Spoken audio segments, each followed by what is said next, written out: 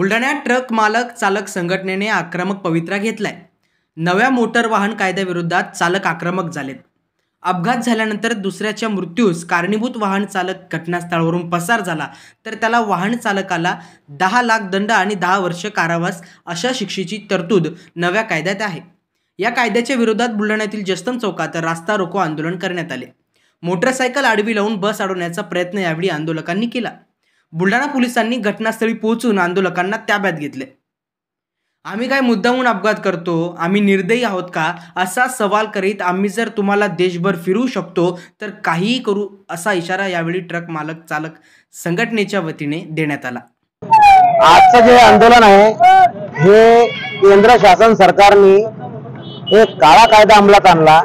तो काळा कायदा संपूर्ण वाहन चालक ड्रायव्हर मालक यांच्या विरोधात निर्माण केलेलं षडयंत्र आहे आणि त्या षडयंत्राचं आम्ही सर्वजण वाहन चालक आणि मालक मंडळी बळी पडलेलो आहोत। याकरिता सर्व वाहन चालक संघटना जितक्याही महाराष्ट्रात भारतामध्ये असतील सर्वांनी एक आंदोलन पुकारलं की बा जो काळा कायदा यांनी अंमलात आणला तो ड्रायव्हर वाहन चालक जर रस्त्याने जात असेल त्याच्या हातून जर अपघात घडला तर त्याला 10 लाख रुपये दंड सोबत 7 वर्ष सक्त मजुरीची शिक्षा असा त्यांनी तो कायदा अंमलात आणला।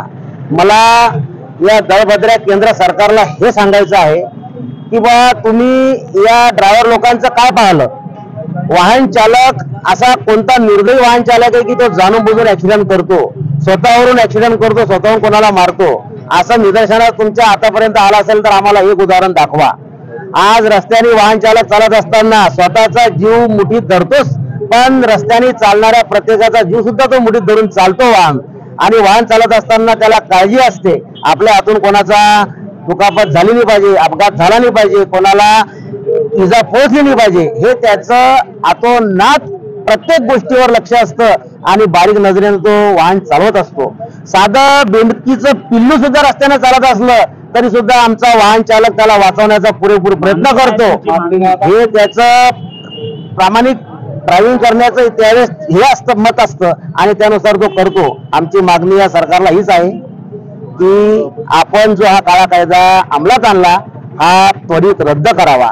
यासाठी आम्ही आज रस्त्यावर उतरलेलो आहे। घरदार सर्व गाड्या उभ्या करून सर्व आज हातावर काम करणारे सर्व वाहन चालक आहेत।